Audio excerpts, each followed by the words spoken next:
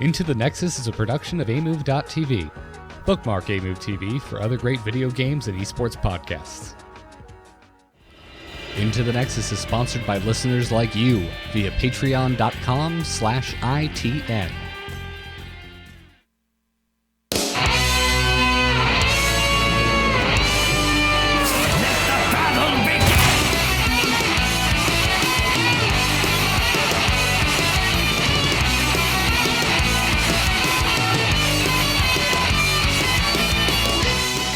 Greetings and welcome everyone to episode 248 of Into the Nexus. I'm Garrett Weinzierl. Kyle Fergusson is off celebrating the holidays with his family. Don't worry, I feel like if you weren't aware of this, that maybe Kyle not showing up on this particular episode of Into the Nexus could be alarming, but it's all fine. This was all planned ahead of time. He's off doing the holiday thing with his family. He will be back next Thursday. That's right, we're doing an episode right after Christmas, but filling his shoes for today is the much requested returning guest, NotParadox. Welcome back, dude. What's up? Yeah, those are some big shoes to fill. I mean, like literally, like those are some big shoes to fill. He's very tall. Yeah. So yeah, it was fun last time, and I missed you last time. So now I get to talk to you this entire time. So I'm pretty excited. And well, we did get to do that one episode from the hotel room. Yeah, we did the episode at BlizzCon. I know it felt more like maybe I'm just gonna make the joke. It almost felt like a porno. It was like we had lights and all these cameras. Lights everywhere. We all just kind of sat down in a little hotel room. It was actually a really nice hotel room, to be honest. And you were like right out there, like you literally leave your hotel room and you were at BlizzCon. That was awesome. Yeah, we lucked out. We lucked out with that one. We got the pool level at BlizzCon. Yeah, so you literally opened your back door and there was you were in the middle of BlizzCon the second you opened up your back door. There were people like in your back door not even realizing they were at a hotel anymore. They still thought they were at BlizzCon. Like, crazy. It's funny. I don't think I've told this story. The last night of BlizzCon, it's always Saturday. This is the first year I ever stayed at the Hilton. Katie and I have never been able to get the Hilton, or when there was a room available, it was like $700, so we didn't book it. This is the first year we actually managed to get it, and it's hard to go to sleep if you stay there the last night of BlizzCon, because people do not stop partying, and they don't stop partying on every single floor of that hotel. And we were on the pool level, so it was all this extra room to party. And so it's like 2 a.m. and Katie and I are exhausted. And I just look at her. I'm like, it's too loud. I guess we have to keep partying.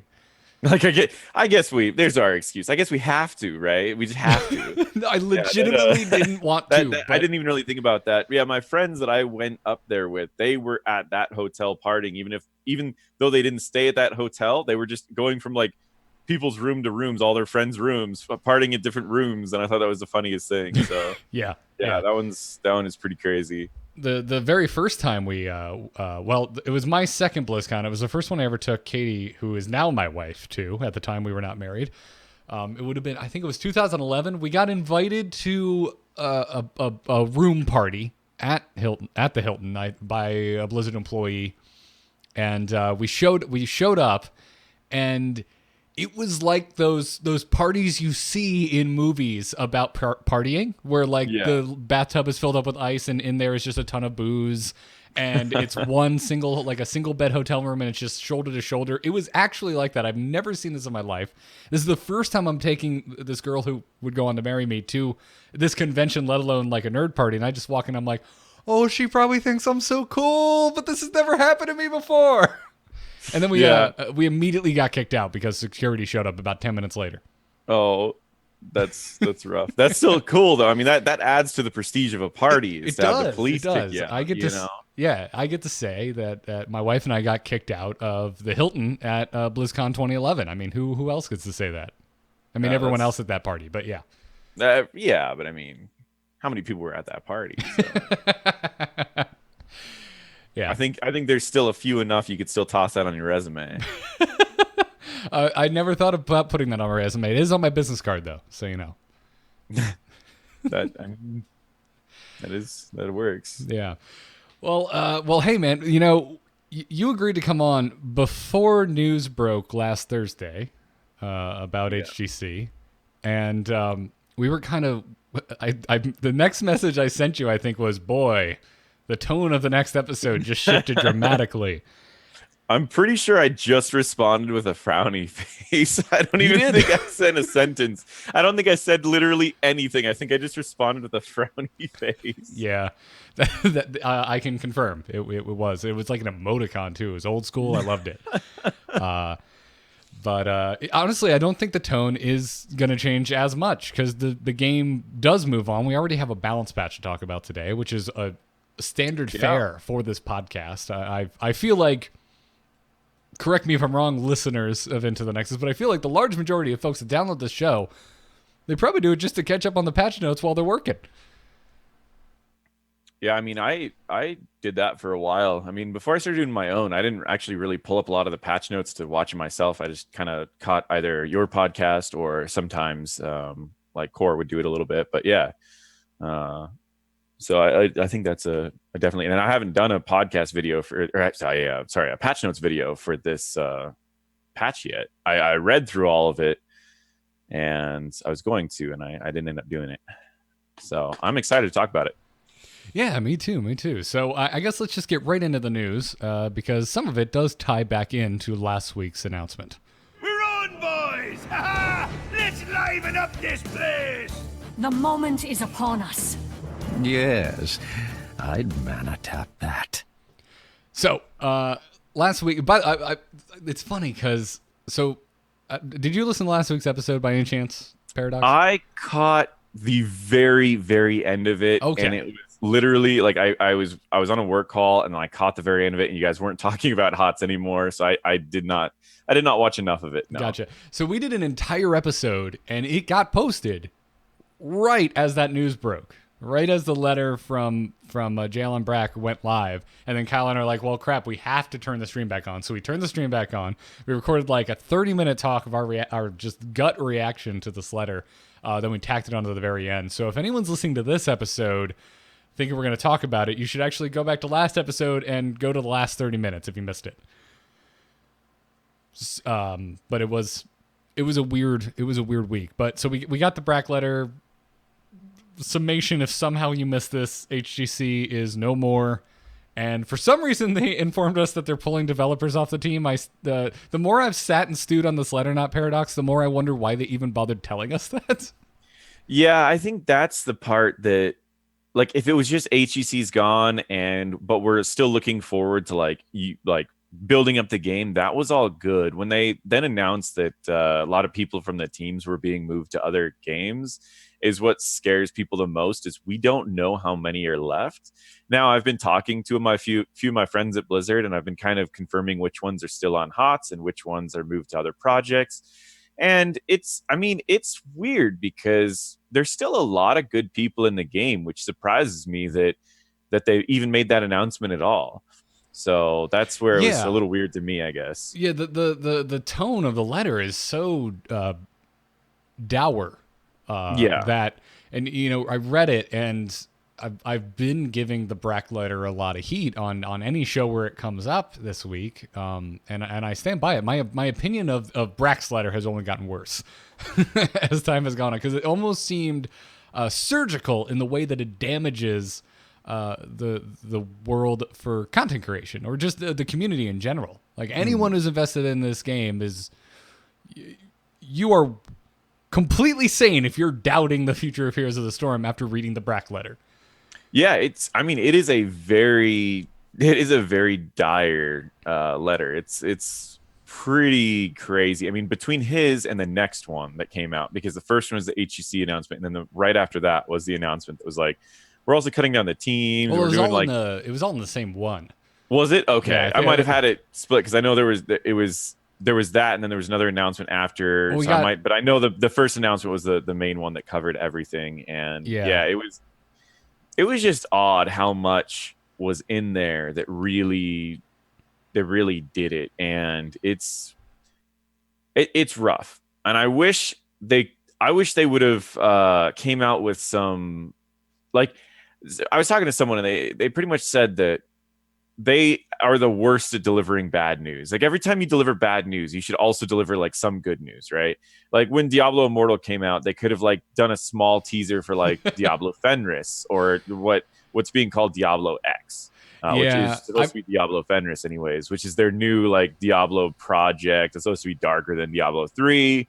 They're supposed to like listen to what everyone's been saying. It's like, well, they have a bunch of people working on it. It's not going to be out for 2 years. That's why they didn't want to announce it at BlizzCon, because it's probably going to change a lot before it's actually brought out. But they could have been like, hey, we've got great talent working on this game. To hold you over for that, we've got a little bit of a mobile game that you can play while we're working on this one to make sure this one's perfect. And everyone would have been so happy.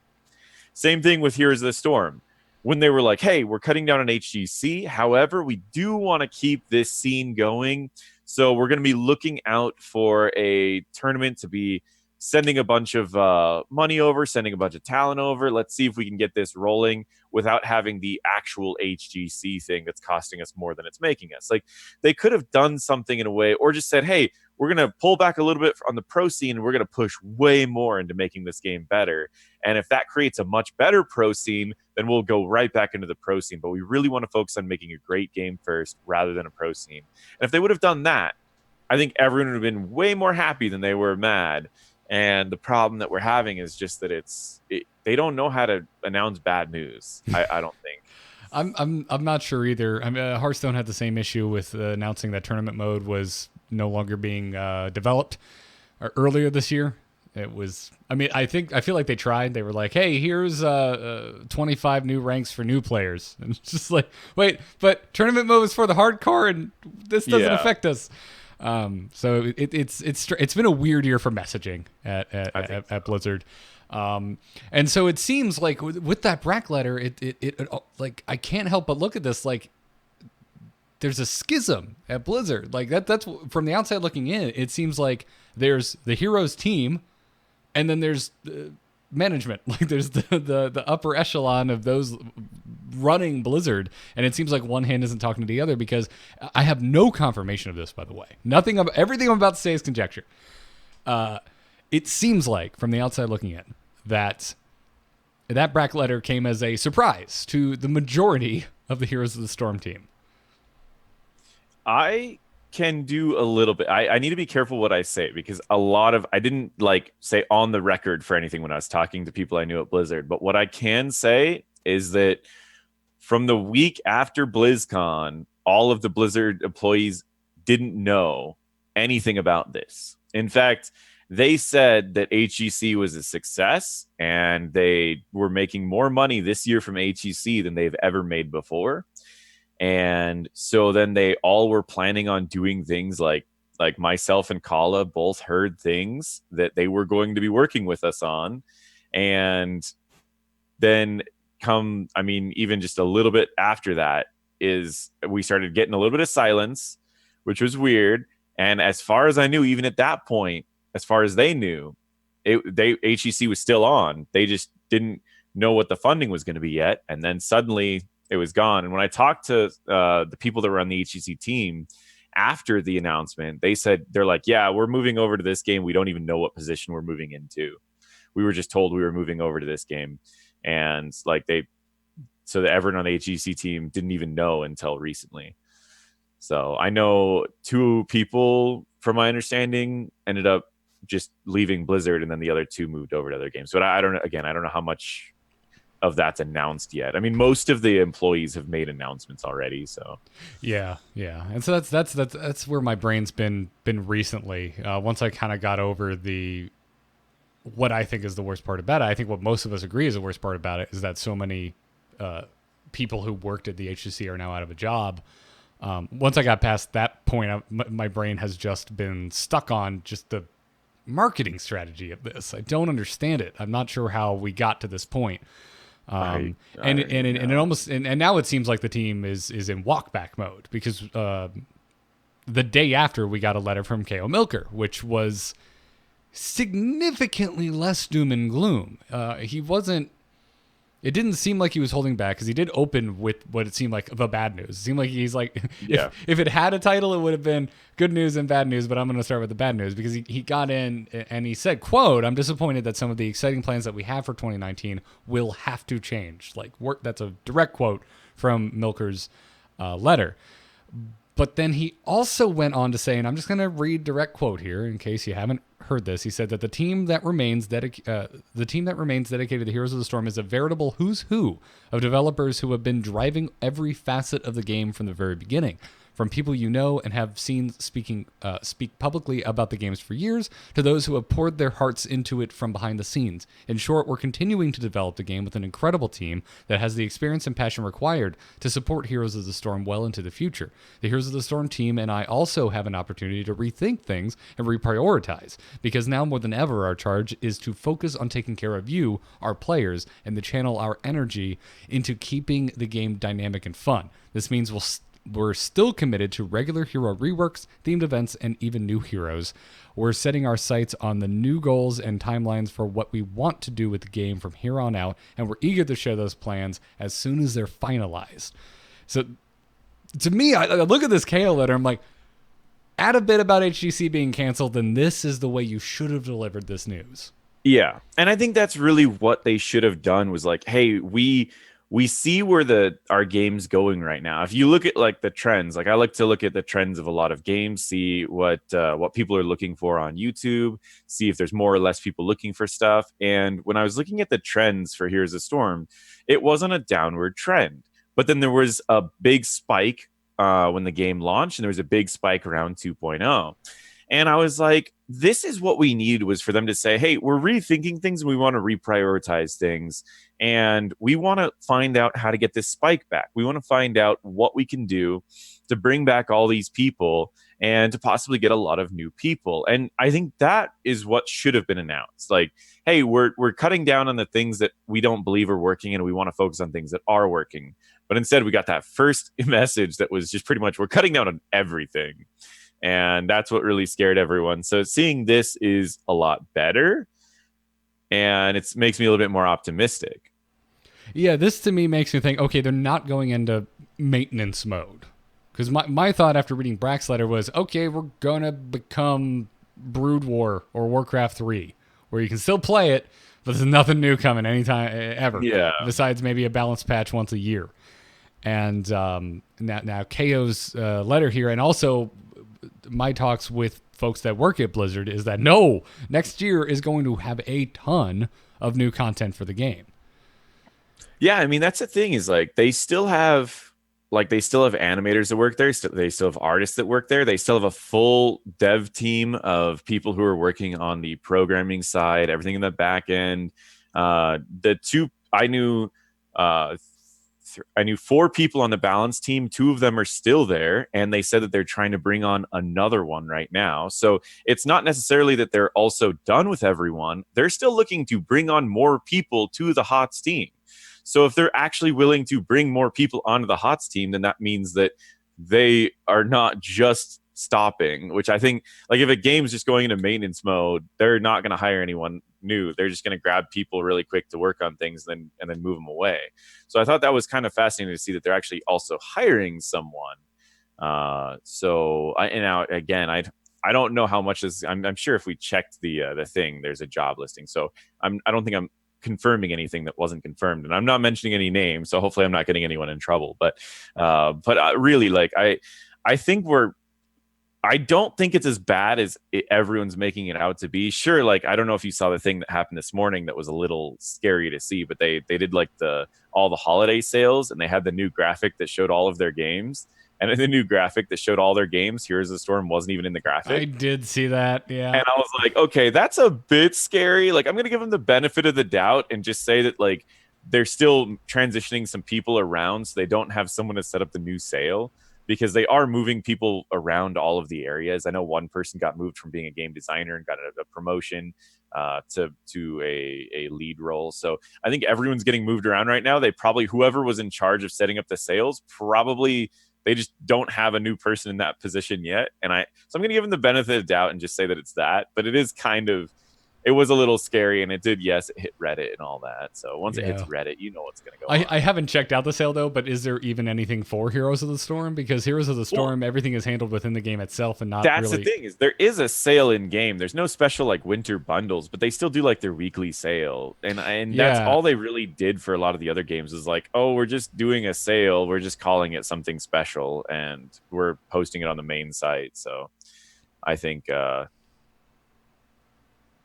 okay, yeah, that someone just double checked and sent me a message. So that job offering, or that job that I was mentioning, there's 2 of them. Yeah, I have it open right now. It's lead artist and assistant game director. Yeah, so those are the ones that they're still hiring people for Heroes of the Storm, and so that's I wasn't kidding when I say it. I found they are there, but yeah, I think it was just some weird movement in the company that made it hard to post that. And if they weren't going to do a sale, they didn't want to put it up on the thing and say, here's Heroes of the Storm, no sales available, which I think in hindsight, again, I feel like they should have just listed Heroes of the Storm and then listed whatever the weekly sale was, which the weekly sale, I think it's like there's a Tyrael skin and a couple other things, right? Like it's all the usual stuff. I think that's the way that they should have handled it. Yeah, that's the kind of thing where I look at it, I'm like, we're really digging. We're digging for things to worry about. Like, yeah, like that's and that's the thing, is like I find if I'm at like the again regular hours, if I usually get on at like 4 to anything past 4 and I queue up, I'm still getting fast queues all the time. So I'm like, I feel like a lot of this is just the Reddit making this seem way worse than it is. I know it's bad. Like, don't get me wrong, it's bad, but when I actually turn on the game, I feel like it's not really actually affecting the game right now. no, it's not. I tweeted I think on Monday that like my games over the weekend were incredible. Like everyone, like it felt like we were all just giving each other a hug through chat. Like everyone was very helpful in my games. Even when we lost, it was a lot of, a good try. We gave them hell, yada yada yada. It's fallen off. I had some ragers this week, but it just feels like normal Heroes. It doesn't feel like I was about to say, I was like, I had a pretty bad day yesterday, and that still felt pretty normal to me. Like that, like I still have the same type of people. I get a troll in my rank here and there, and I got about the same amount that I normally get. So yeah. I'm not. Yeah, I had a bad set of games today too. Last night, I was catching up on your videos. I watched your Sylvanas video, and I was like, "Oh, I haven't tried that." And I got in and I tried it. Have you tried it? It's a really fun build. So last night I dominated with it, and I'm like, "Oh, there's no stopping Sylvanas. This is the new coming." And then today, by the end of it, I was like, "Is Sylvanas just a terrible hero, and there's no hope?" Maybe my problem is that she's got low health, which they did buff that. We'll get into that. But she has low health, and with this new build, while the new build is very scary and it's really fun to play, you have to use your escape to do damage. And that's the part that I think is making it even worse, is like right as you see Sylvanas walking up to you in this build, all you're like is just kill her. Like just turn on her and kill her. And so she's kind of risky in that. But it's the same idea with like Orphea or Jaina, where like you have to step up, do a lot of damage, and they don't have a regular escape. If you can dodge even one of Orphea's Qs, you can walk right up on her and there's nothing she can do about it. Same with Jaina. Like if you have any form of unstoppable, you just walk up to her and you just kill her. So I think of Sylvanas now kind of like a mage that is like a short range mage with high burst damage. And she just has infinite scaling on her W's. So like the longer the game goes on, I had someone message me earlier and they're like, I tried your build and we were level like 22 and I was at 225 stacks or something like that. And he's like, by the end, he goes, my W is almost doing half the health without even all the extra stuff. And I was like, yeah, it's a fun build. I really enjoy it. It is good. I had a blast in games when it was working. I'm now that you know what, things are coming into focus. I think today was, I fought against the Garrosh every single game, and every single game the Garrosh just saved his throw for me. Yeah, that's the tough part bad. about it. So that's why, like at 16, when people are like, "Oh, you don't need to go that unstoppable talent," I'm like, no. Like if you can walk up to the enemies, throw everything, press a button if they start running towards you. Not only can they not CC you, but you get 40% movement speed to get out. And I said, so you do like half of everyone's health and you walk away safe. And I'm like, I can't see you picking any other talent but that unstoppable. I think with that build, I think it's the right call. Yeah, it really is. You just have to be very.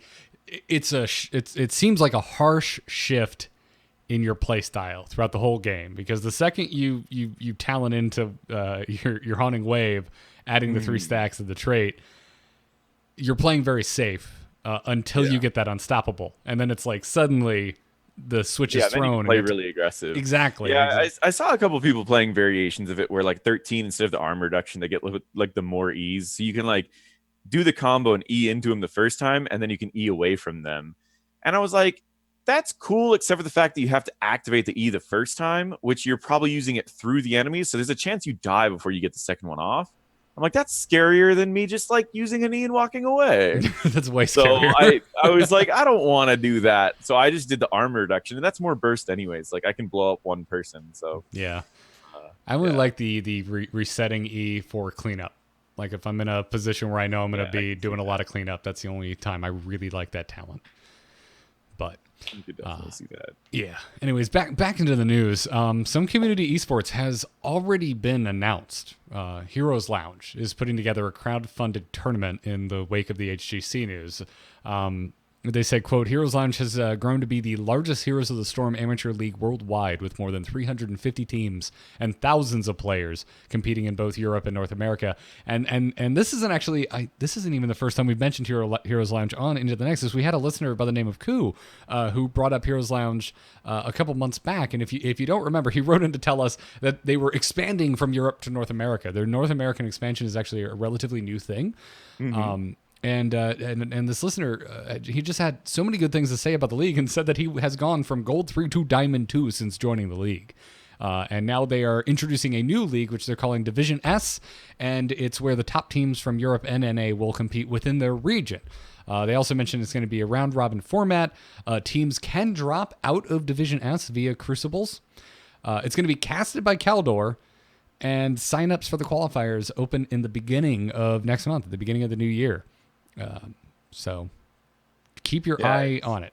There's a lot of little like tournaments that are taken it pretty seriously. I casted for Heroes Lounge, and I've casted for NGS, and it's a pretty well structured tournament. Like everything's pretty much set up. It's very organized. It's really good. And if you guys have like want to do it, and that's a thing. So that person who moved up several ranks by doing it, I think that's a great way to move up in rank, because you get to work with people, and if you start losing, you realize very quickly that like something needs to be changed, and it's hard to always blame it on your team, because you're going to just sit there and argue forever. So instead you look at what you can do a little bit, or maybe your team just goes, hey, all 4 of the members on the team are saying it's this person. You might want to really look at it, because you don't want to just leave your team.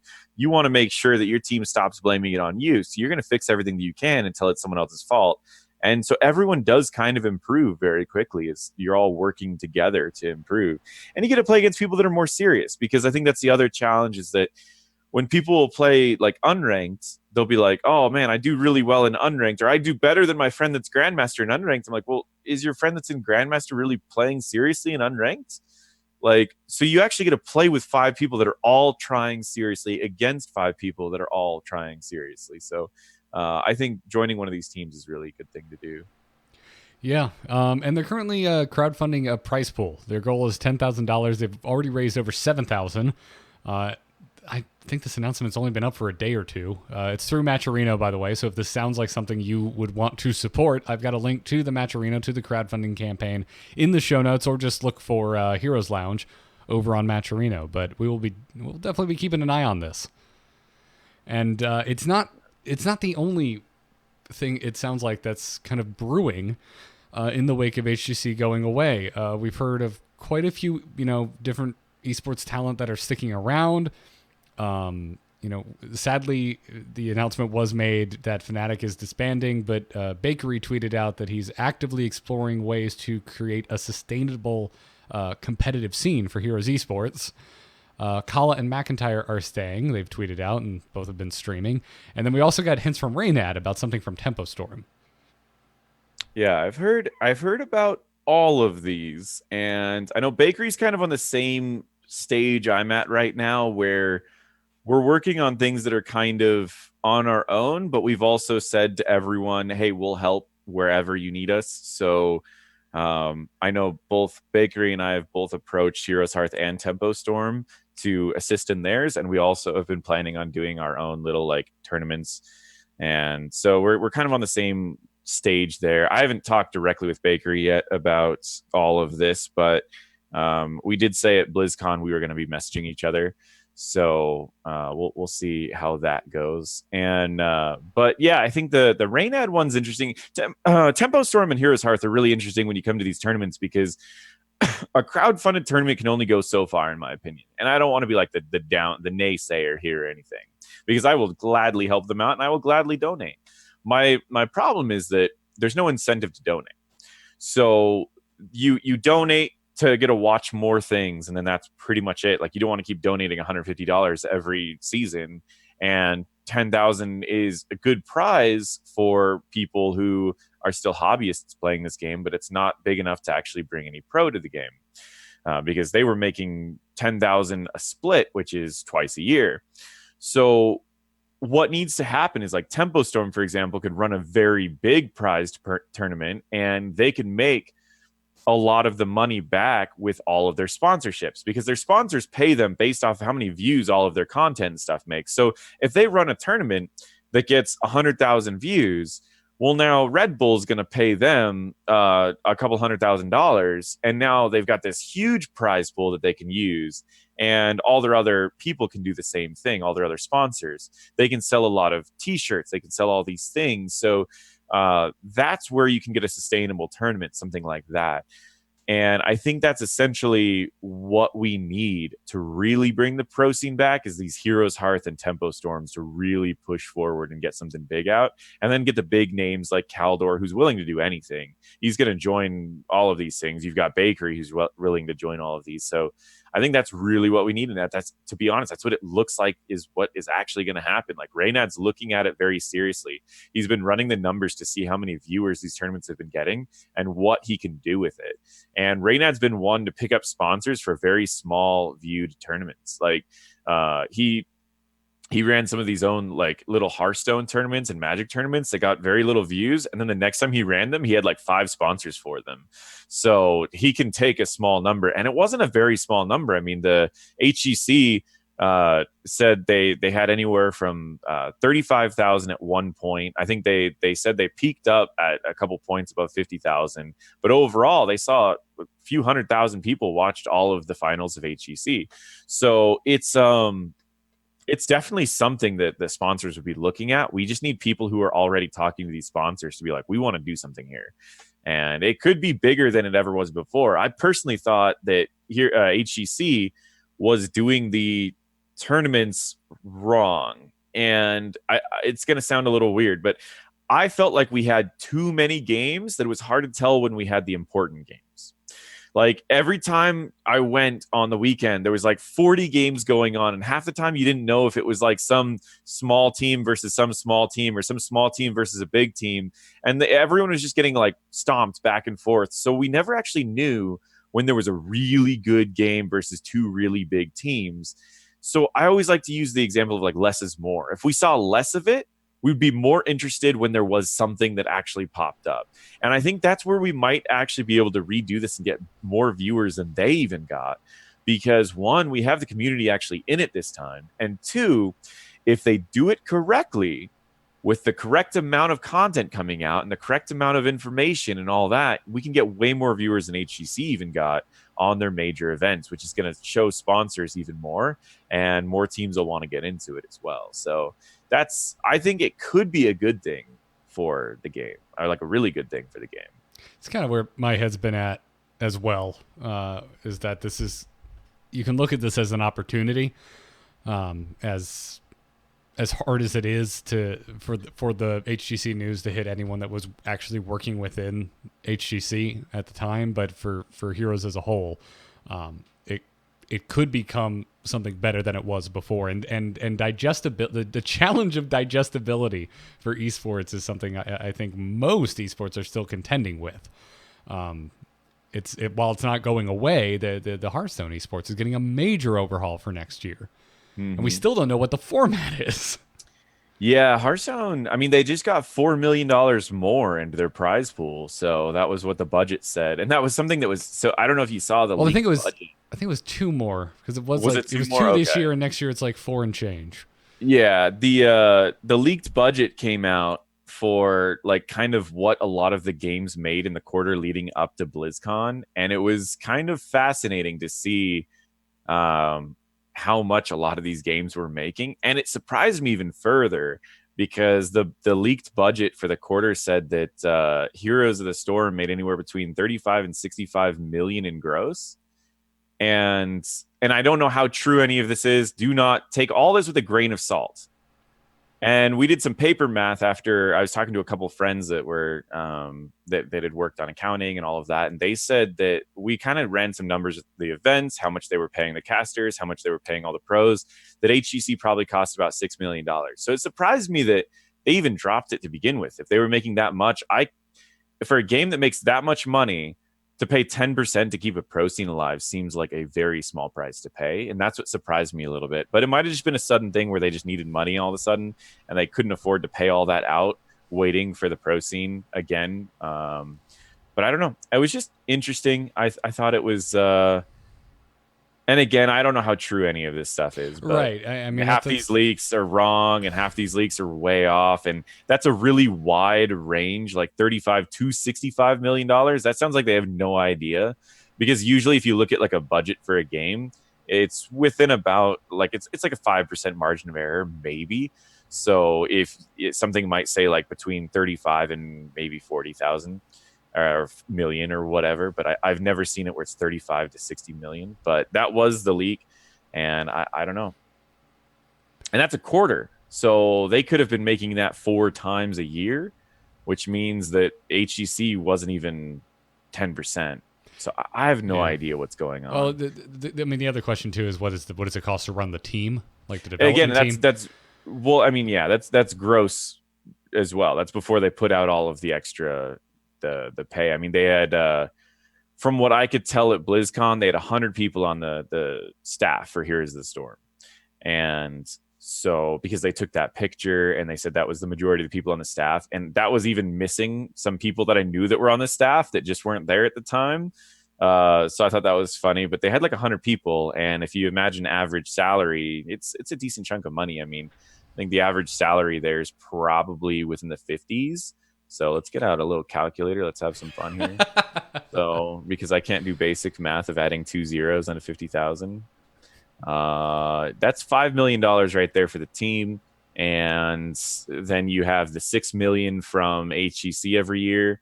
There's $11 million. So even if it was the low estimate of the 35 million a quarter, they're still making bang from Heroes of the Storm. But they also need to pay for the servers. They need to pay for the venue. They need to pay for. There's still a lot of things that they have to pay for. So I guess, and they do a lot of advertisements on Twitch. That probably pays for itself, but still, they do a lot of advertisements on Twitch. I mean, that loot box drop thing, that's got to cost them a lot of money. Like, they've got to pay Twitch a lot to be able to do that. I don't know. Yeah, it's the spiral you start to get into, and sadly we're working with imperfect information. Yeah, but something had to not add up for them to pull the trigger on such bad PR. Yeah. All right, but I think we're caught up on that, right? Yeah, more or less. I'm. The good news is I'm optimistic about the new esports stuff. I want to see some announcements from Tempo, and I want to see some announcements from Heroes Heart. That's what I'm ready for right now. Yeah, same. So the long and short of this is good news is people are fighting for Heroes of the Storm esports. If Blizzard isn't going to do it, the community is going to build their own. Is what it appears is going on here. But let's talk about the game itself, because we got a patch this week. We got a patch just yesterday. And there were some nerfs. There were some buffs, more nerfs than buffs. But they came for our Cho'Gall, NotParadox. Team League is here to stay. And because of that, Cho and Gall must be brought into line. I am actually very happy about these changes. I am ecstatic because I'm sick of wasting bans. I feel like the Team League. people that were really good at Cho'Gall were way too dominant. Like they were absolutely destroying every team. Like I was banning Cho'Gall in Team League. Like that tells you that. I know how to counter Cho'Gall, and I was still banning Cho'Gall in Team League because it wasn't fun to have to always try to figure out how to counter him on that last pick. So they would pick any healer because Ana's meta right now, and she's also the best healer for Cho'Gall. So if they pick Ana, that doesn't tell you anything. Then they pick Anubarak. That doesn't tell you anything because Anubarak's still meta right now. So you have Anubarak, you have Ana, who are both meta picks and amazing with Cho'Gall. And then you just sneak out Cho'Gall in the last 2 picks, and there's no way to counter it in that last pick other than maybe a Maiev to just turn him off. So unless you're a really competitive team that always works with each other, me going in a Team League with a group of a couple friends, Cho'Gall was never fun to play with. Even if you weren't even that good at Cho'Gall, he was still dominating. Like I saw people, you grab 2 silver players on Cho'Gall and they're still beating teams that are like gold, plat, and diamond just because he's not that hard to play and he's dominating. So now the people that are really good at Cho'Gall and are really synergizing their builds are not really punished by this. But the people who were just randomly picked Cho'Gall and picked whatever talents felt right will be punished because now he's just got, I mean, just pretty decent nerfs down the board, like anywhere from what, like I would say 5 to 10% all the way down the board. Yeah, his health and regen like got just shy of a 7% ding to both of them, and then Runic Blast is doing just shy of 10% less damage now. Yeah, but then they did remove the infinite stacking on the level 4 on Bombs so Away. Yeah. It now caps at 200, mm-hmm. which I mean if the game went long enough to go past the 200, Cho'Gall scales well enough that he should have already won. But I mean, it does make it to where those long games in like really low ranks where no one knows how to finish the game, it makes it to where like Cho'Gall won't just one-shot people with his E anymore. Yeah, which is good. And this is now a dial they can adjust. If over the course of time they're like, oh, 200 seems a little low, they can dial it up, they can dial it back if it still seems too high, so on and so forth.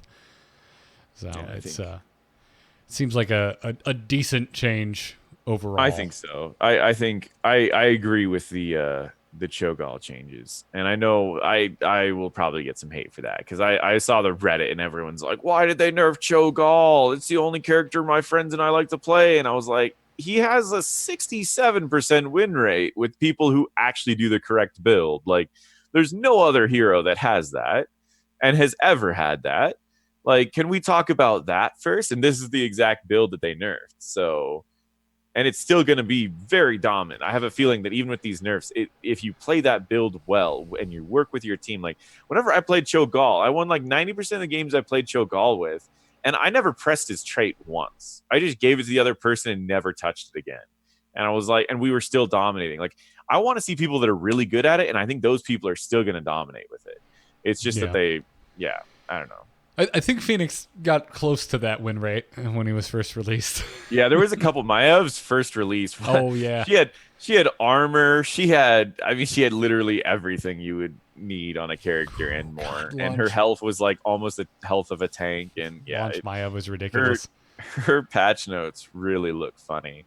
It really looks like they released like a boss that they didn't have the gear enough to deal with the boss yet, so they nerfed it down to like buff it later. Like, it reminded me of one of those like World of Warcraft patches where like Marogar comes out in Wrath of the Lich King, and it's the first boss of ICC, and he's too difficult for them to kill on even the lowest difficulty, so they have to nerf like everything about her for like 3 patches, and then she's finally down to the point where she's no longer like a heroic raid boss, she's just a regular raid boss.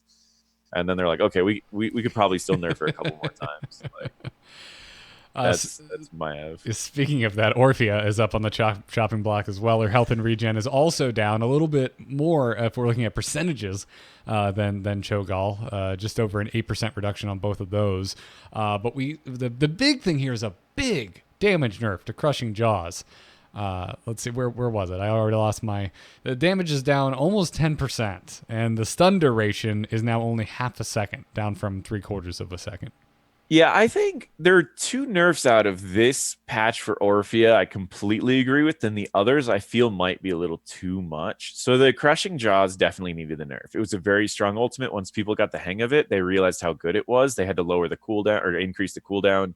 And now they're looking at it and going, okay, even with the cooldown higher, it's still a big stun and a lot of burst damage. So I'm okay with this change. I'm okay with the Ancestral Strength trait nerf. They dropped the damage bonus from 25% down to 20%. This talent was a must pick in almost every build you played. And I think that was not what they intended. So they tried to buff another talent to make people pick something else. And this was still better because it not only buffed your damage, but it also still gave you that trait.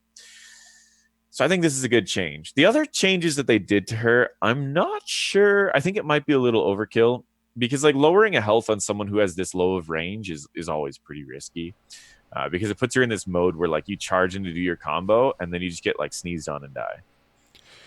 Yeah, it's funny because I was thinking before this patch came out that Sylvanas' health should be where Orphea's is and Orphea's should be where Sylvanas' is. And that's more or less what happened with this patch, That's by the way. pretty much what happened, actually. Yeah, like that. Because I find Orphea's movement in terms of keeping herself alive more reliable than Sylvanas's. Yeah, Sylvanas can get like really far out, but it's also a lot slower. Like Orphea can just tag something and then get out like just a little bit, but she can do it really often. Right. While If anyone Sylvanas has to use like a really slow ability with a long cooldown to get out, and it's almost predictable on when. So if you do have like a silence or a polymorph, then a lot of times like as it starts going out, you just poly and take them out. Yeah. So yeah, I think so. The rest of the changes, they did actually buff Backbiter, which I thought was an okay talent, and they gave you 10% more health if you picked up Backbiter. I thought that was interesting. Yeah, it's just added on to it. So if you want to make Orphea a little more, well, actually, I guess it would give her slightly more health than she had before, since the max health reduction was less than 10%, and now it's giving you 10% max health. I don't know. Math confuses me. But yeah, if you want to get some of that health back, you can go Backbiter. I've seen some absolute Orphea domination in Team League since she started getting through the ban phase. And it seems to ebb and flow, her seeing bans and not in my league. Yeah, I feel like hers is the one that kind of came out of nowhere. You see a good Orphea, and you really do lose members of your party quickly. Like that's the best way to say it. Like I see like one or two people that are like just kind of fighting her back and forth, and then suddenly boom, they're both dead. And it's like, it seems weird that we still have this hero that has both sustain and burst, and more burst and sustain than a lot of other things. So it's yeah, she's interesting, but yeah. Overall, I will see how the changes go. I think two of them I really agree about. The others I'm like, these are strange, but we'll see what happens. I've been struggling against her, so I'm biased in that. I'm like, yeah, sure, this is all fine. Right. Yeah, I guess it's definitely one way to look at it. Yeah. Samuro is up next, which reminded me that he's been rising up hot slugs. I kind of forgot about it, but he has really been rising up the ranks.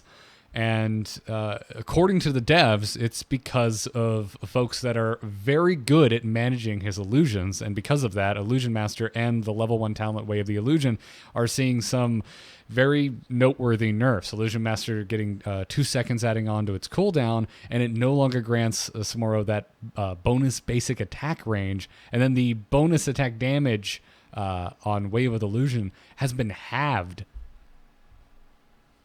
Yeah. So the changes that they did here. So firstly, I want to explain something that is, again, when you look at win rates that get a little too high, the Blizzard and a lot of games try to shoot for like a 55% to 45% or 45 to 55%, like that 5% margin of error, right? Like that's the perfect thing. When you get above 55%, we see nerfs happen pretty fast. Samuro, like War said, has been very sleeper OP. He's been a character that's really, really powerful. The challenge is like, I said this once, like the reason why the pros haven't been playing a lot of Samuro is because he's too difficult to master and stick down to the point where you can be as good as the other heroes that do a lot of the similar things. However, if you can get it down, he's actually tuned much higher than a lot of the other heroes out there. And he has a lot of mechanics that are really hard to deal with. For example, until this patch, there was a trick that during a team fight, you could be fighting people, summon clones, send yourself and one clone towards the enemies, one clone take a step back and then hearth. And then during the fight, you could swap places with the clone that hearthed, send the clone in, and have the clones fighting for a little bit as you're healing. And then you can reposition back into the fight again, giving you time to then use your clone once again at full health, send a clone back again, keep fighting, and you could self-heal yourself. That's redundant, but you can keep yourself alive forever during these fights, completely dominating the enemies at the same time as having maybe a clone over soaking a lane, because all you have to do is right as the fight gets a downtime, you swap down, you heal, you swap over to soak a lane really quick, then you swap back into the team fight again, giving yourself the global, giving yourself the healing, giving yourself everything you might need, while also being one of the highest sustain and burst damage characters in the game. As in this build that you have the clones, the one that they just nerfed, you could essentially do a Sergeant Hammer's health in 3 seconds. And he was absolutely dominant. There was a sort that you could do on here, Hot Slogs, where if you grab like the last, I think it's like 3 weeks or something, and you sorted only by people who had Samuro that were like higher than level 10, his win rate was, I'm not kidding you, like 65%. So having a hero that's that powerful in the right hands is pretty toxic to the game, because it requires people to play way too much of this hero to even be viable on them. So I thought that when they made this nerf, which I knew this nerf was eventually coming, they could also buff some of his easier builds to play, so that you're not just nerfing the people who have 65% win rate on him to get it down to at least like a 60%, but you could also bring up some of like the people who want to play him but don't want to invest that much time into it. Kind of like how Zeratul has a build that's like you can full combo someone from like 100 to nothing. There's another variation that's a lot easier to do, but you just need to use more resources. So there's a difficult version that doesn't use a lot, and then there's an easy version that uses like a void prison to make it work. So I think that they need to do something like that with Samuro. Yeah, and we didn't see anything in the developer comment hinting at future changes. When we get down to Stitches, it seems like they still have ideas in mind for him, but they're kind of waiting to see how everything shakes out. But Samuro, it kind of seems like he's too strong. These are the changes. We're done for now. But we'll have to see. I like the idea of that's a good suggestion of buffing simpler builds. Yeah. Less involved builds. So, all right, we got Zagara next. Yeah, this is where I'm just going to say boo for the next 5 minutes, and that's going to be the Zagara section. Do you not like Zagara? Do you like Zagara? Zagara is historically my favorite hero in the history of this game. And they just keep making her worse. Here's the thing about Zagara is like, it's the same. In my problem with Zagara is that she got kind of pushed away a little bit. And then people found out that she was really good in the solo lane because you could just bully one person endlessly. And ever since people figured that out, they've been changing her and not reworking her, but they've just been tweaking numbers a lot, trying to figure out a way to make her less of a bully in the early game and more beneficial to team fights in the late game. And every time they do it, I feel like she's still a bully in the early game and she's still not that great in the late game. So all these changes, I think, is just another effect of this, where they increase your W, they increase its damage, its health, but they make the mana cost higher. Well, in team fights, mana cost isn't going to be that big of a deal, but when you're trying to last in a lane for a really long time, the mana cost will be a problem. So it looks like they're still trying to do the same thing. They're trying to make her less of a bully in the solo lane and more of a team fight character by making her hunter killer stronger, but cost more mana, and make it to where you have to use it at the right time rather than just using it every time that your enemy laner shows up. You press W on them and then they just have to leave, or they have to try to kill the hunter killer while you're attacking them. So it's I think that's what they're trying to do, but I don't know. I mean, yeah, because I'm not a developer and it's hard. I'm not the best for coming up with new solutions. I just feel like they have to bring Transfusion back if they want her to be a team fight build, because that's the way we used to play her, as a team fight hero. Transfusion was you activate this and gain 10% of your health and mana back, right? Yes, which freed you Doesn't up. that just make her more of a dominant force in the solo lane, though? Like, what if they brought something back that made it to where what if they made transfusion? We need to find a way to make it to where she's benefiting in the team fight rather than the actual just the solo lane. Because I think I use that all the time in the solo lane, and I was like, this is the best sustain. My brain always goes to the split between Maw and Nidus, because if it feels like they're still pushing us towards Nidus, even with the nerf here to the cooldown reduction per basic attack. It got a 0.1 of a second knocked off of it, which is huge actually when you're dealing with numbers this small. But it's always that split because she's so mana inefficient. I always feel that pull to Nidus, which then pulls me to the being a split pusher. Because I have Nidus, why not split push? So why not incentivize me in some way to take Maw besides just the mob, but to also make me more mana efficient? Because I take Maw and then suddenly I'm just, once I get a few banelings and roaches and hydras out, I'm out of mana. What if they do something where if you can hit one person with 4 banelings, it roots them for how long does it take to get a Maw out? Like, what is it, like a 1.5 second delay? What if you hit someone with 4 banelings in a row?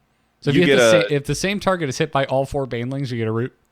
Yes. So you get a root. 4 banelings, you get a root. And it roots for, let's say, a second. So you can trigger your Maw and always land it on the target you want to land it on. Then she might get, even before she gets Maw, she still has a CC that she can help with team fights.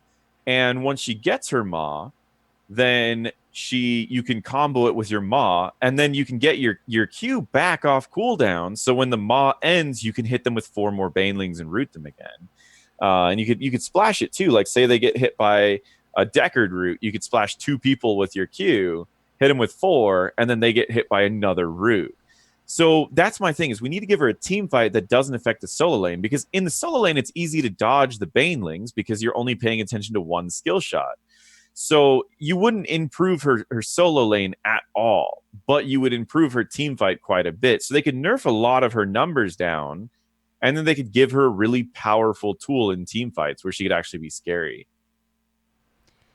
That'd be interesting. I feel like you'd either have to go back to being able to fire each baneling individually, or speed up the travel speed of the banelings to make it more consistent that you could hit a target with all 4. Well, we're at the point where you can fire them individually. So sorry. So I mean, we could fire them out. It would have to be following a CC. Like, it's still easy to dodge. Like, that's the thing, is it's just one of those things where if you're not paying attention, or she can slide them through like a bush or something, where you're in the middle of like an Infernal Shrines fight, you step too far upward and she sneaks them all through like that top bush. And then boom, you're rooted, and then you use your ult, and then you use your banelings again, and suddenly you're rooted again and you're dead. And I think that would be cool. And it would make it to where you could land your E if you ever go that E quest. So it would be punishing, because all you have to do is dodge one single baneling and you're okay. But it would be punishing because if you get hit by it, all 4, that allows her to land her E, that allows her to land a Maw, possibly another root, possibly another E, possibly, like, she could combo for a little while. And I think that would be cool in team fights, but it only takes one thing to dodge it. So I feel like it's not too overpowered, and it would give her a team fight that's scarier without actually making her solo busted. But again, I mean, we're just throwing ideas out. Yeah, I'd be interested in that too. Because another one, I've come up with a lot of character ideas that. Because another one of my complaints on her is that E quest got nerfed. Seems like forever ago, and it's so punishing to try and complete now. It just seems I never try to complete it. I get it for that 50% extra damage, and I just use it for wave clear. Right. Like, you're not completing the quest, so it's like either just take the quest off or unnerf how difficult it is to complete. But if you had some sort of a route that you had control over, it would give you a Zagara combo essentially, which is something she doesn't really have right now outside of landing a sick Maw and lining up all of her abilities once the Maw ends. Yeah. But yeah, it's weird. I actually haven't been playing her for a while now. This is probably the longest break I've taken from Zagara.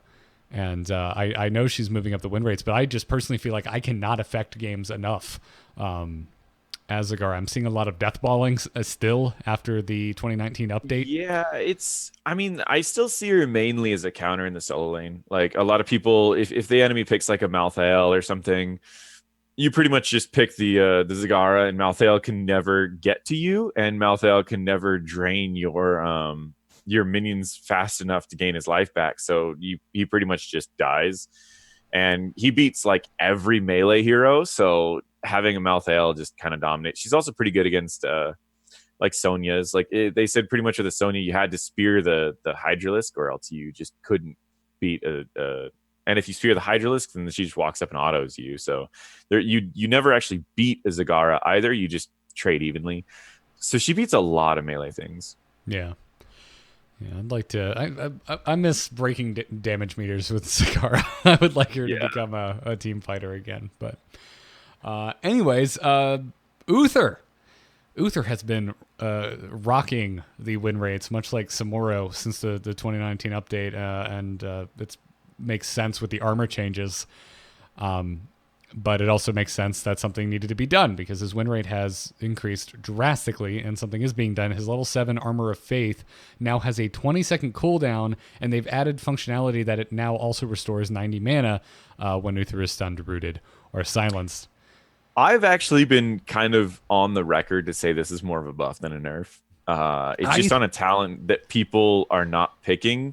They only pick it into situations where it's absolutely busted.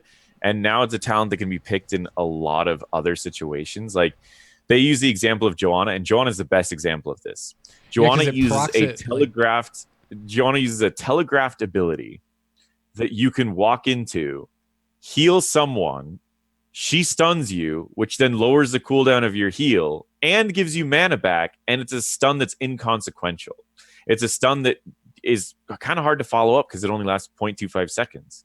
So you only are rewarded for walking into stuns. Now, I did it on stream, but I was going against people who they didn't have a team with easy things that I could walk into and get stacks. But say you're going against a Deckard or someone who is going to do a telegraphed stun or root or silence that's not very damaging. You could walk into any of these, get an extra heal off and enough mana to cast 2 more heals. And I'm like, this is actually not bad. But I will say that it's Uther's still in a weird spot. Like being a solo healer is always tough. And his high win rate, if you ever click on the matchups or the duos to see who he's getting those high win rates with, his highest win rates are with supports. So he's doing really well in double support, but I think this also might lead him a little bit closer to being a single support, as you could just walk into a stun every 20 seconds and get 90 mana back. Yeah, 20 seconds isn't that long in the grand scheme of things. Yeah. Interesting. So it's an idea, but we'll get on to Melganis. Yeah, well, who they just can't stop beating into minor submission. It seems like. So Fueled by Torment at level 4 saw its healing reduced by a factor of 1 from 12 down to 11. Kyle and I talked about this talent already. This was when I was on the podcast before, I'm pretty sure. We talked about this talent, and I said it shouldn't do both Malganis things. release week. Yeah, I said this talent shouldn't do both things. It increases the healing you can get by 15%, and it heals you every time you take damage. And I'm like, remove one of those, put it onto a lesser used talent, because this was already going to be the best talent for either of those things. And they keep nerfing the one thing rather than just moving it and then buffing this one thing. Because this is a cool concept of healing whenever you take damage. Like you get to the point where something that does really small attacks almost heals you more than it deals damage. Like I'll get attacked by a Tychus or a Tracer, press W, and it actually looks like my health bar is going up sometimes. And I'm like, that's a cool concept. The thing that's annoying about this is that they keep nerfing it because both pieces of this talent are so good. So they're going to keep nerfing it until the talent itself is just boring, which is kind of dumb. But I don't know. That's my little rant on that one talent that we've already talked about. And it's been nerfed 3 or 4 times since we talked about it on the podcast, all the way over there, all the way back then. It's like, it's crazy. You just want to see it split into Yeah, I want to see them move the 15% onto a lesser used talent, and then I want to see them put this and like double it right now. Like get it back to like 24% or 24 or 25 healing every time that you get hit. Like it's pretty cool. Might see that. I wonder what their hesitation is. I wonder what they're looking at internally. I don't know. Yeah. Well, let's talk about buffs. Sylvanas. So her win rate apparently is not just low on HOTS logs, because the devs have confirmed that with their data that Sylvanas is looking a little in a rough spot at the moment. So to compensate, they have raised her max health and her regen by 6.5% and buffed Shadow Dagger's damage by over 10%. Now, I will say something. So while Shadow Dagger's damage was buffed by 10%, it was not the actual Shadow Dagger that was buffed. It was only the initial damage, not the damage over time. Oh, so it's not the ticks. It's just the initial landing of the dagger. The damage. So when the little dagger hits the first target, the dagger does damage, which makes sense. That's a tiny it does buff. the damage over time. So the buff to the W is not actually that big of a buff, because it doesn't buff that, but her health buff is actually a pretty, like, she needed that health buff. She needed exactly that health buff. Maybe even a bigger buff. Like I'm not even kidding. Like she has one of the lowest ranges for she's called a ranged assassin that's supposed to be like a sustained damage dealer, but in my opinion, she's a mage. Like that's just how I've been playing her, and she feels like a mage to me. So I feel like her health should be higher than this for the range that she has, but I'll take what I can get. Like this is a good enough buff, and I'll take what I can get. Do you think it would be busted to increase her range? Yeah, I mean she does have a talent that buffs up her auto attack range at level 13, so I think that if they actually did buff her range, it would be busted. So let's see how this goes. I mean, this is a 6% increase in health. Let's see how it goes. All right. I still really enjoy playing her, but I'm definitely not a believer. But to me, again, I think a lot of it is the garage. Now that I'm thinking about it, I think a lot of it is all the Artanis I'm seeing. All of this displacement that is happening in the drafts right now is not boding well for Sylvanas. Her escape's just so especially telegraphed. that build. I mean, you use your escape to do damage, so you don't get a real escape until level 16, and then you get one of the best escapes in the game. But you don't get it until 16. So you either need to decide if you want to play really safe or how you want to play. But I would pick her into anything. It's just that I think that she just has a really low health. If you do get in a bad situation, you've already used your escape for damage, you're done. Like there's nothing you can do. Yeah. Stitches right behind Sylvanas. So both rework heroes seeing buffs this week. The dev said they're keeping an eye on Stitches. They believe he could still use some more tuning, but they want to give him time to settle. In the meantime, he's seen a 2% buff to his max health and regen. And then Chop Chop got the attack speed buffed by 25%, going up to 4 to 5 seconds on the duration of that. Mm-hmm. And then War just asked in chat. I'm just gonna respond to this really quick. War asked, why are people using her E for damage after the rework? There's a level 7 talent that automatically applies all of your trait onto people, so you don't need to auto attack people to get your trait on them. So you literally walk up, you do W and you do E or a variation of that, and your W immediately spreads to everyone, puts 3 stacks on everyone, increases the damage you do by 25% to everyone, as well as gives you procs of your quest to everyone, from everyone. So you use your E for damage because it's going to amplify your damage by 25% on everything, and also spread and do all these other things all at the same time. So that's the reason why people are using her E for damage. And I mean, you can see the video, but yeah, you're being too modest. Go to NotParadox's YouTube channel and watch his it's your most recent video, right? Yeah, it's the most recent video. It came out yesterday. It's on a burst dagger build Sylvanas. It's pretty fun. If you like hearing dings, like quest dings, if that's your jam, if that's why you show up to Heroes of the Storm, this is your build. It's quite a lot of dings. All right, back to Stitches. So yeah, Chop Chop. Chop, yeah. Yeah, Chop Chop, extra second on the attack speed increase, 4 to 5 seconds now. And then Digestive Juices at level 13 had the damage reduction bonus increased from 40 to 50%, and also had the duration increased from 4 to 5 seconds. I think the most important part of these Stitches changes is this last paragraph right here, this developer's comment where they said there's a few things we think there's going to have some numerical changes. We'd like to give him some time to settle and see where he lands. I don't know. I've been playing against Leon Black a lot, playing nothing but Stitches, and it is very annoying to play against. Like, you're permanently slowed. He's hooking you from all over the place, and has the highest health pool in the game and the highest regen in the game. And then you have a bunch of talents to increase your regen and health pool, and he just is just really annoying to deal with. So I don't know. I'm actually surprised that he got a buff here. That's my thought on that. This is probably the only change out of this entire patch that I'm going, this is weird. To me, my anecdotal experiences have been black and white playing alongside Stitches. Sometimes it's amazing, it works wonderfully, and then other times he just dies. Like, the Stitches just dies because of the draft or the way the Stitches is playing. I've even had a few games still this week where it feels like I don't think my Stitches player read the patch notes because he's still just hiding in bushes and fishing. So my experiences have been all over the map. So I guess I'm almost feeling like Stitches has a bit of a skill floor. Oh, I think so. And he's a weird tank to play because a lot of tanks like go in and then they use like their escape to get out. He has no escape. So like if you go in and you get punished, you're just dead. And so you do have to play him a little bit differently. And maybe that's just the thing, is like maybe this rework got more people playing him and it just lowered his win rate because it got more people playing him. But the people who are like actually good at Stitches before are seeing this as just a buff.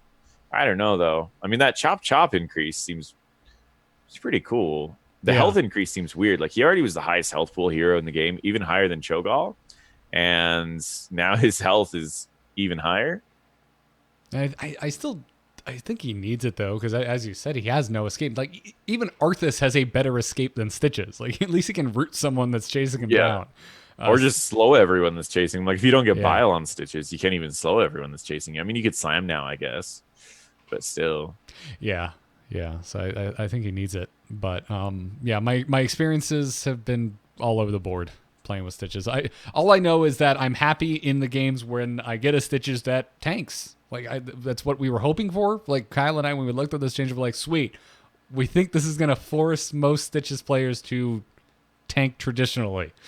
And I always joke around that a lot of new Stitches players tank from behind. They tank in the back of the team because they all wait in the back near towers to like get a hook, and then like your whole team's like trying to take fights, and your Stitches like way in the back. Or like, one of my biggest pet peeves with Stitches, this is one of the reasons why I don't like. There's a lot of reasons I don't like Gorge, but one of the reasons I don't like Gorge is whenever you're playing with your team and Stitches lands a Gorge in the middle of a fight, they always run away from your team out of the fight, and your team just dies because you don't have a tank. Like, ultimately, you should be following the Stitches and trying to get kills, but their whole team's going to follow you as well to try to prevent the Stitches from killing someone. So they can kill like 3 or 4 people before this Gorge even ends because your tank just left the team. Or they just get a free objective out of it, and an objective's worth more than a kill in the late game sometimes. So it's like, it's really, I don't know. That's why I'm like, when I tell new people to play Stitches, I'm like, just go bile. Please, just go bile. Or use Gorge as this weird cocoon. Yeah, just use Gorge as a cocoon. Stay in the fight. Just Gorge the first person you see. Stay in the fight and stick with us and just use it as a cocoon. Like, I'm cool with that too. I did that in a quick match the other day. I'm like, I think Gorge is the right call here as a cocoon, and the team got so tilted. They're like, why are you gorging and just staying with us? I'm like, because I'm trying to keep you alive. Yeah, just Gorge Cho'Gall and call it a day. I'm trying to win the team fight. Sometimes it's no pleasing anyone.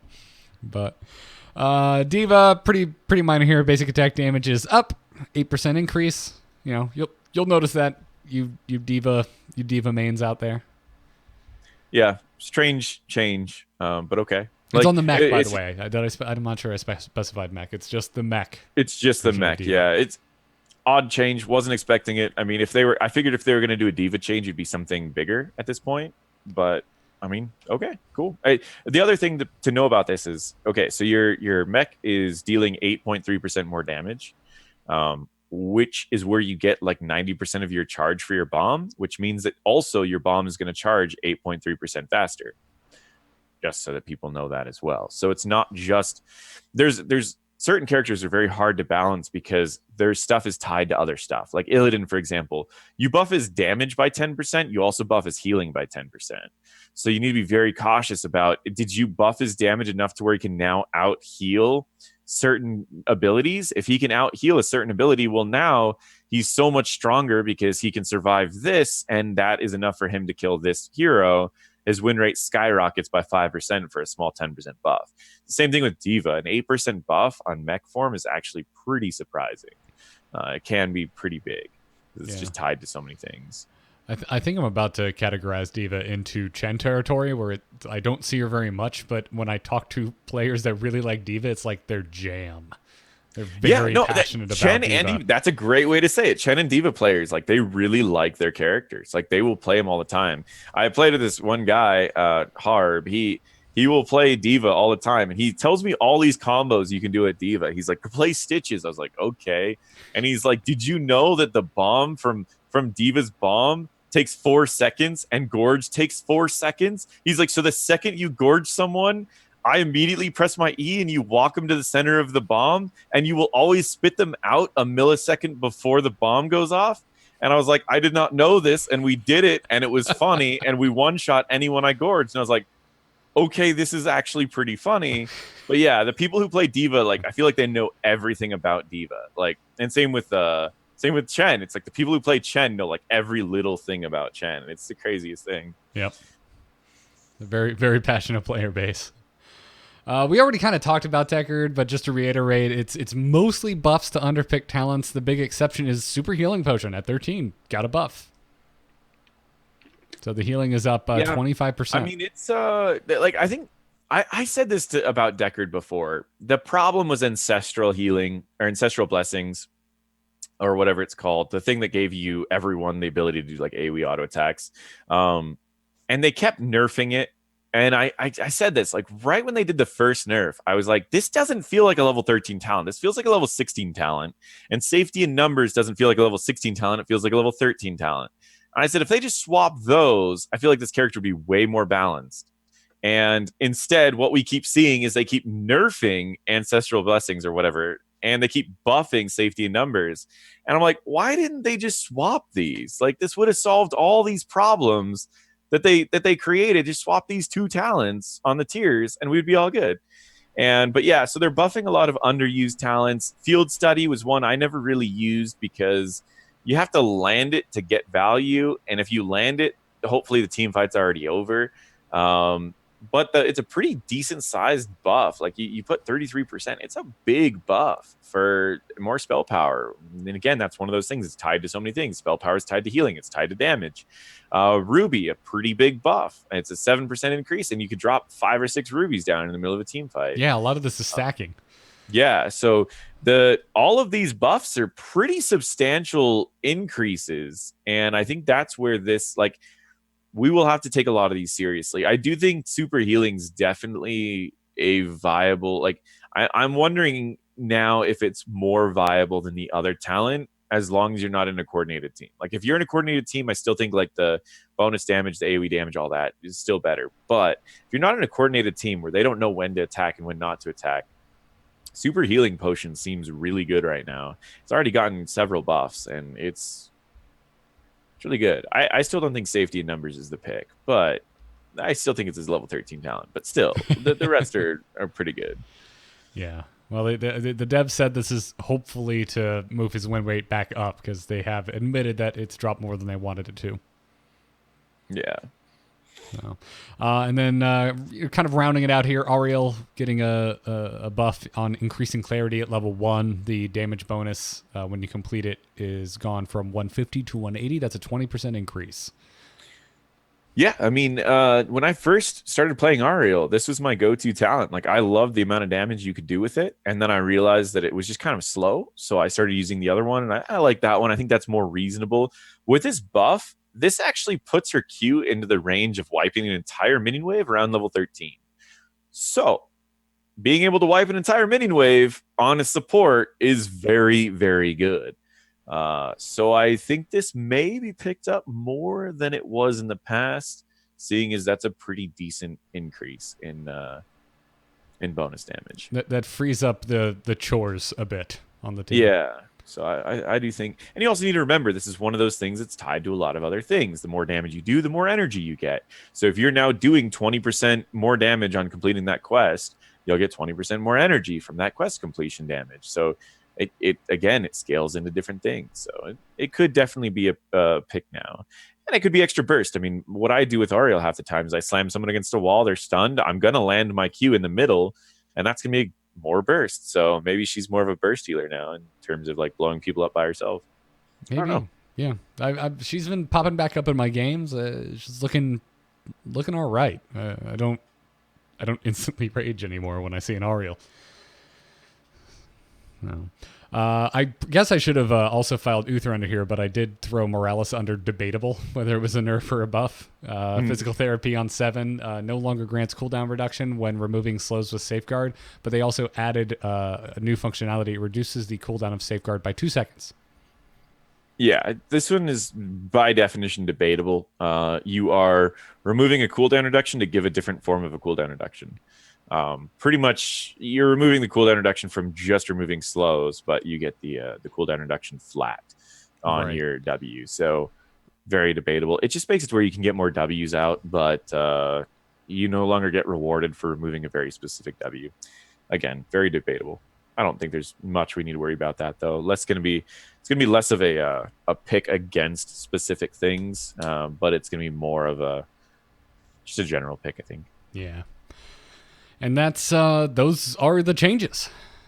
So there you go. I don't think we skipped a single hero. So you should be all caught up if you weren't already.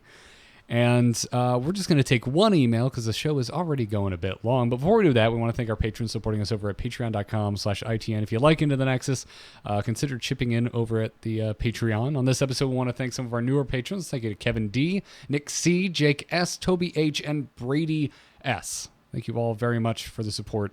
We appreciate it. Now let's take an email. Darkness stopped calling. Hold on. Darkness just texted me. Okay, tell them I'm not here. You can send your emails to itncast@gmail.com, or you can drop them in the questions channel on the Patreon Discord, which if you have your Discord linked up to the Patreon, you automatically get access to when you become a patron of this here podcast. Anyways, Helly wrote in to the Into the Nexus inbox, and it's a rather long email, so Helly, I apologize. I am going to truncate it quite a bit, but Helly says, "Hey, you two. I'm writing this after the news broke, after seeing the impromptu show you set up, after reading thoughts on Reddit, after seeing other content creators react to this, and after going over it in my head. It's an odd time, to be sure." Obviously talking about the HGC cancellation announcement and the stuff about the developers.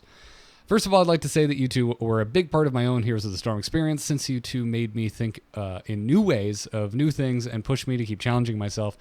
Here's where Helly went into a long history about playing Dota and Warcraft 3, and apparently started listening around the time he was getting married, which is the same time I was getting married, and that melts my heart. Thank you for mentioning that, Helly. But moving on, he says, anyhow, despite all of this, I still really, really enjoy the game. Apart from some great LAN games, I haven't found a better game to play with a bunch of mates than Heroes of the Storm, and I think I'll be playing until the game shuts down, or they just stop keeping it up to date.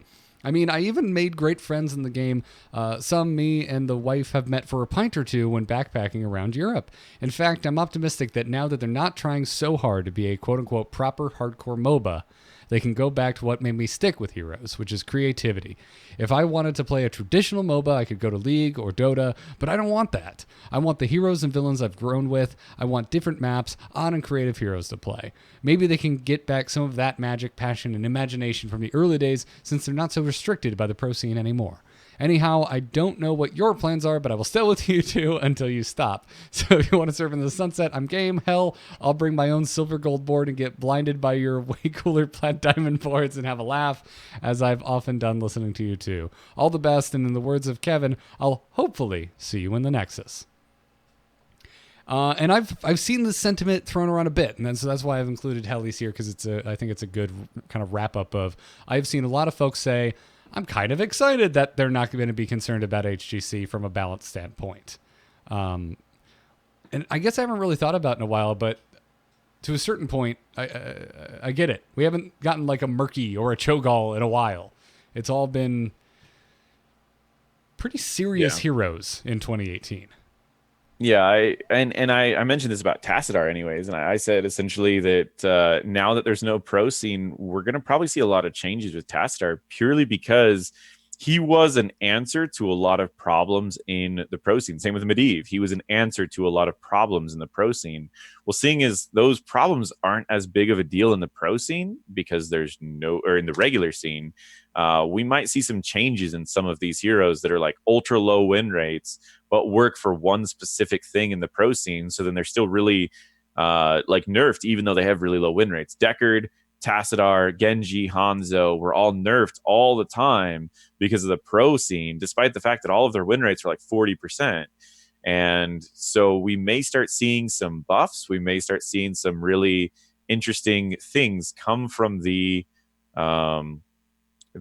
heroes now, and I'm actually really excited. Like, as I don't think if you know this, I've mentioned this to you specifically before, that I play a lot of Tassadar. At least I used to play a lot of Tassadar. I'm on board for everything. He started getting nerfed all the time, and seeing all of these, and when this finally started coming up that there's no pro scene that they're going to be balancing for, I was like, I could maybe start playing Tassadar again when they'll look at him and start buffing him, and I'm like, I'm ready for this. So I do agree with this part of the email. I mean, I agree with the entire email. Don't get me wrong. But I agree with that particular part of the email where they said, not so restricted by the pro scene. I'm ready for some weird, murky heroes. And I'm also ready for Tassadar to come back, not just in the pro side of it, not to be a backpack hero anymore.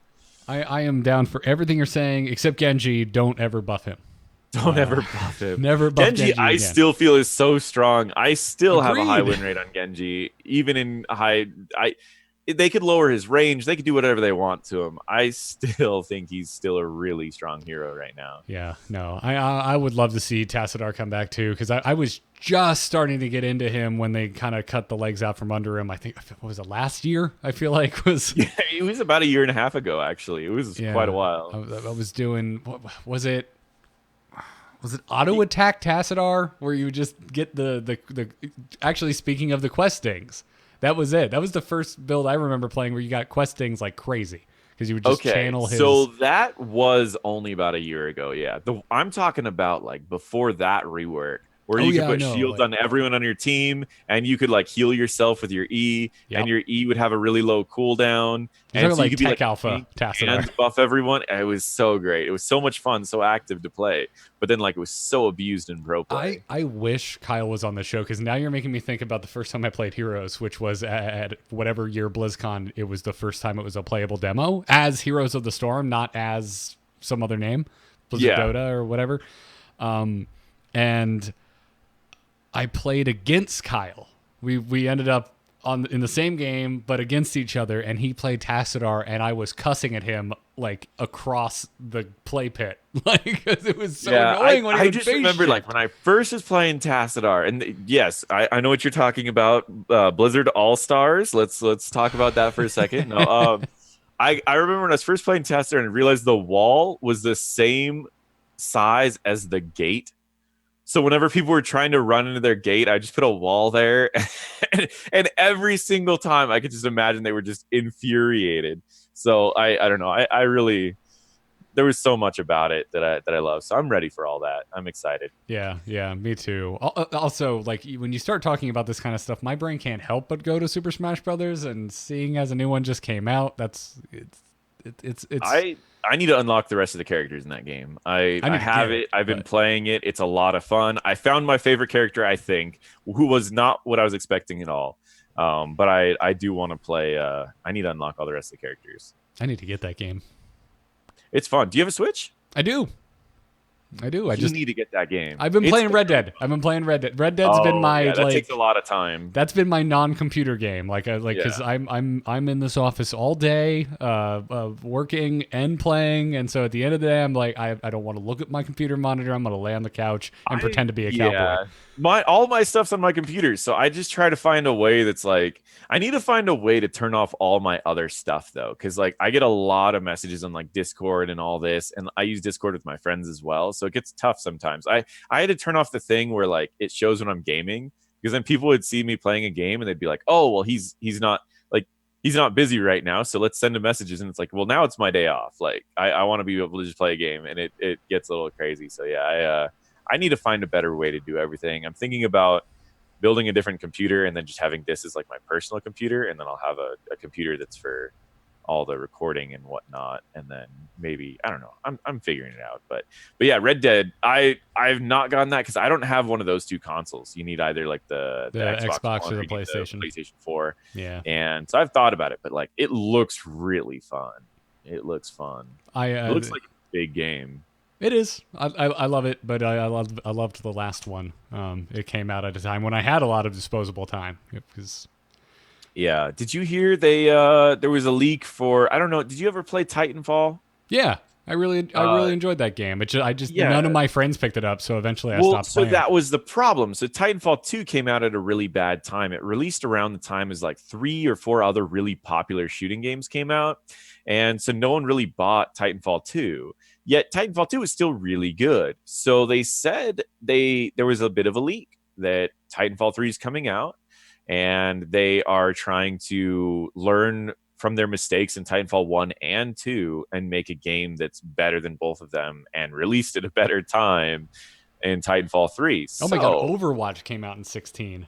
I'm pretty sure it was Overwatch and Battlefield 4 as well as one other game. And I can't remember. So 2016, if anyone's like, you're not talking heroes anymore, it's the end of the show, it's the holidays, let us have our fun. Yeah, Overwatch, Titanfall 2, Doom came out that year. The really good Doom game came out that year. I mean, we're not playing that for PvP, but God, Gears of War 4 was then? Holy crap. Yeah, I played that one as well. I bought the $100 version of that, and I'm not kidding you, and I kind of feel bad for admitting this. This was the only game I've ever refunded, was Gears of War 4. I still haven't beaten it, but I rather enjoyed it, but I also got it way after the fact for like $20. I paid $100, and the campaign is 3 hours long.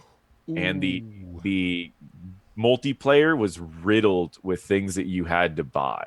Oh, that's. And I was like, I thought I was spending $100 for the entire thing, and I got a 3-hour campaign, and I had to spend more money to keep up with everyone else in the co-op modes. And I was like, nope, I'm refunding it. And I feel bad admitting it because I don't like refunding games. I like developers. Like if I'm gonna play a game, I like developers getting the money for it.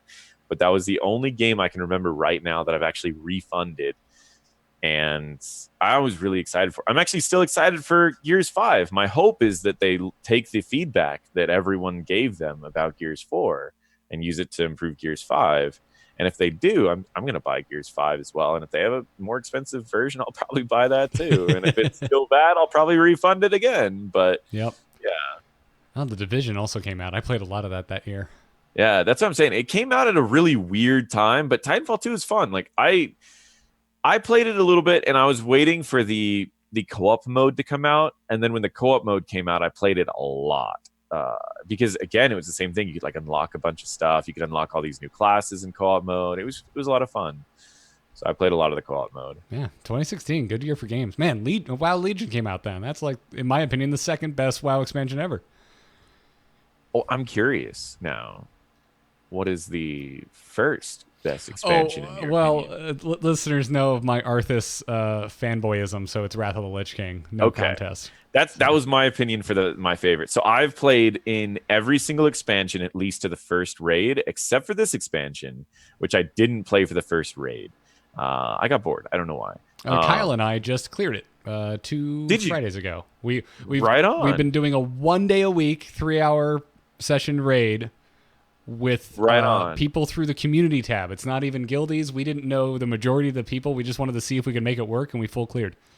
Yeah, I had this thing where every WoW X pack, I would make a guild, I would build up a good group of people. We would do the first raid, and then usually I would just kind of let them do their own thing. I could give the leader over to someone else who was there, and I'd usually go play something else. But in Wrath was the one that I literally stuck through it the entire Wrath, and then I actually really enjoyed Cataclysm too. Like as Wrath was coming down and Cataclysm was showing up, I actually really enjoyed it. But Yeah.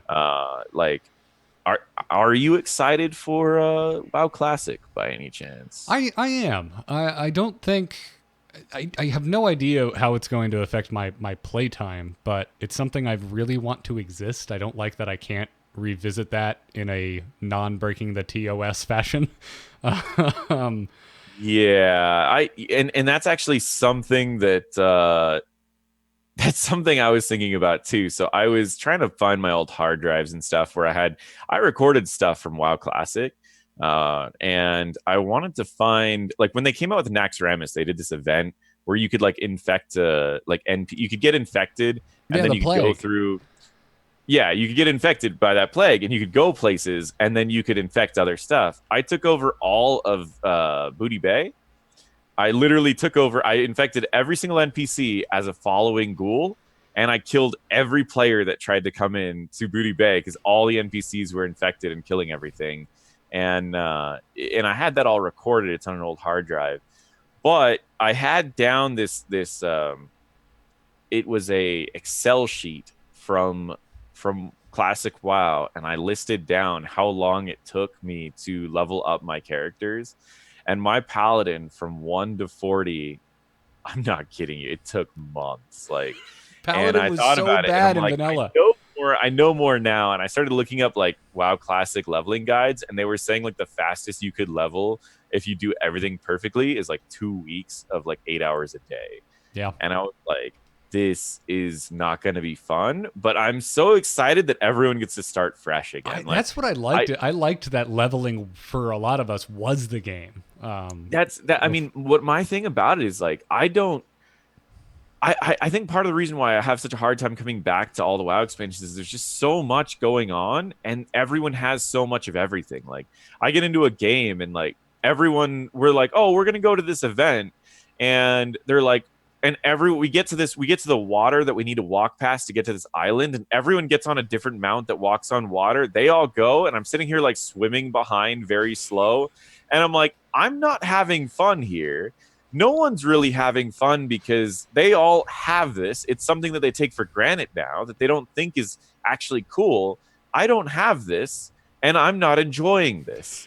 And I'm just get bored. And then I get to the next thing, and it's the same thing. There's like all these little things that people have built up over the time that everyone takes for granted, and I just don't have any of them. And so I don't enjoy it. So I'm ready for WoW Classic where everyone's on my level and we can all have some fun. Because it's endearing to me knowing that everyone has to go through the worst of WoW Classic, because there were a lot of things I despised in WoW Classic. And I'm ready for everyone to experience this too. I like to think that that's the only thing, that just you can't walk on water. And so I would say you could be a shaman, a death knight, or a priest, and it's irrelevant what mount you have. The funniest thing is like I play a shaman and a druid, and I can swim faster in the water than mount speed on my druid, and I can walk on water on my shaman. So I don't know, that's just an example, but I just know that there was a few things like that I was like, okay, well, I can't do this. Yeah. And but yeah, I'm just complaining about nonsense, honestly. Like, I think if I really just sat down and played Battle for Azeroth, I'd actually enjoy it. Here's the other thing too. So I wanted to come back. So there's 3 things. So one of them, we're about to go on a rant. You ready for this? Because we're about to go on a rant. So one of them, the new races. I bought Battle for Azeroth. I think this is really where it tipped me over too. I bought Battle for Azeroth for these new races, and they're like, you need to go into the last game and do rep grinds to get these new classes. And I'm like, how long is it going to take this? And they're like, here's a guide to get it done in 1 month. And I'm like, I bought this game to play these new classes, these new races now. I didn't buy this game to play these new races a month from now while everyone's already playing these new races. I said, why do I have to do rep grinds for the next month to try to be able to play the thing that I just bought? And then the next thing, the next thing was like they brought out the war fronts. Like I quit playing for a while. They bring out the war fronts. They're like, here, you can play the war fronts. And so I'm like, okay, cool. I want to play this new game mode, this new war front. There's all these strategy, there's all this stuff. And so I go in to play the war fronts, and they're like, it's the Horde's time to play the war fronts. I'm like, what do you mean it's the Horde's time to play the war fronts? They're like, well, you have to take turns. I'm like, this isn't elementary school. I don't have to take turns. I'm like, I don't know. So there's like 3 major things that got me annoyed at this whole expansion before the expansion even got rolling, before I could even get into this expansion. And I was like, it's bothered me about that. The questing's fun. Like, it's more fun than I had in the other expansions. Like, I don't know, it seems more interesting. It's still questing to me. Like, I never really liked questing, but they've made improvements steadily on the questing to make it a little bit more interesting. There's some really good stories. They're getting really good at their narrative within the MMO. MMO. But man, the rep grinds, the war fronts, I still haven't even played a war front yet. Like I don't even know. Yeah, if you started Horde side, the first week of Warfronts was a terrible first impression because I didn't know either. I went in thinking it was going to be some new PvP thing, and they're like, no, you have to donate a bunch of crap before you can even run it. And I'm like, what? This is the stupidest one. And now that it's been around for a while, I'm like, yeah, it's whatever. It's this thing I do once a week, and I get a bunch of resources. I actually really like them now. It's a really easy way to keep up on certain resources. Yeah, I was excited for the concept. Everyone's like, oh, it's like this PvE mode that's in the style of PvP where you kind of have to like take over things and grab things. And I was like, this seems like really cool. I would play this all the time. Like if they gave like rewards every time you did it, I would play this all the time. Yeah. And then I try to log in and it's like, it's the Horde's turn. I was like, okay. Yeah, it's a cycle, which now that I know what it is, I don't mind it so much. Plus I just added a second one, so there'll be one will almost always be available, I think, the way the timing's going to work out. Yeah. I guess that's what got me kind of tilted about this expansion was like, I felt like I bought this expansion and I couldn't do like 90% of it. One, because I didn't do enough stuff in Legion. And two, like I did all the raids in Legion.